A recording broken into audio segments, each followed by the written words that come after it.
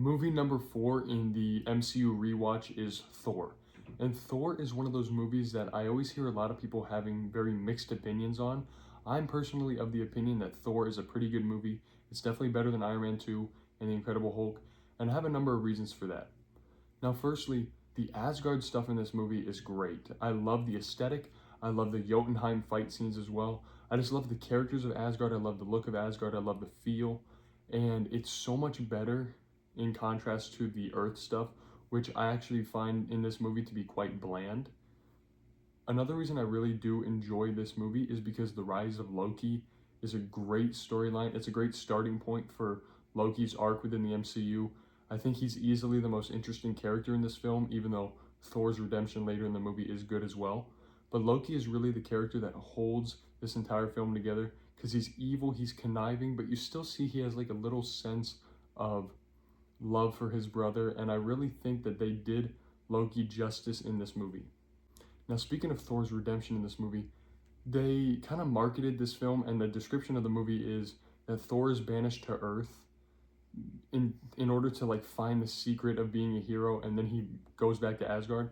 But that's not actually how it plays out in the movie.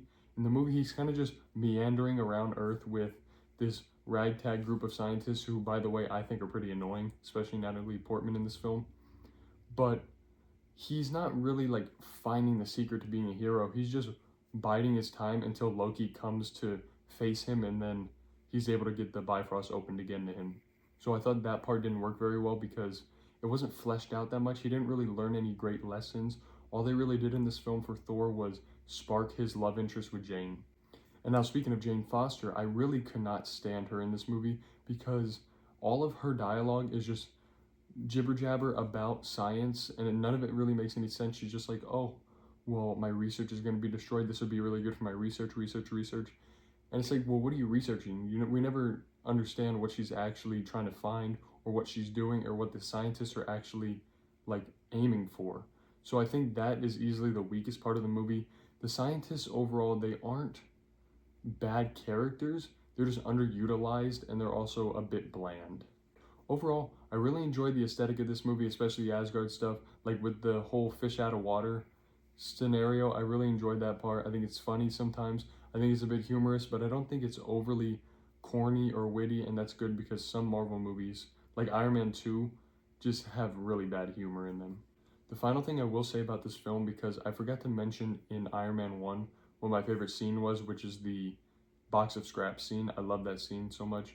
But in this movie, the part where Odin banishes Thor after punishing him for starting the war with Jotunheim that was completely unnecessary, I absolutely love that scene, and it's one of my favorite scenes from early MCU, even a majority of the MCU. I think it's great. I think the acting is well done. I think it's impactful, and you can really feel all the raw energy and emotion going into that scene. So overall, great job for that one. I gave Thor a 3.5 stars. I don't think it's bad. I don't think it's great. It's very much what I would consider a pretty good movie. Thank you so much for watching. Let me know what you think about Thor. Did you love it? Did you hate it? Are you excited to watch Thor again whenever you do a rewatch, or is it kind of just one of the ones that you want to skip through? Please like and subscribe, and I'll see you guys next time.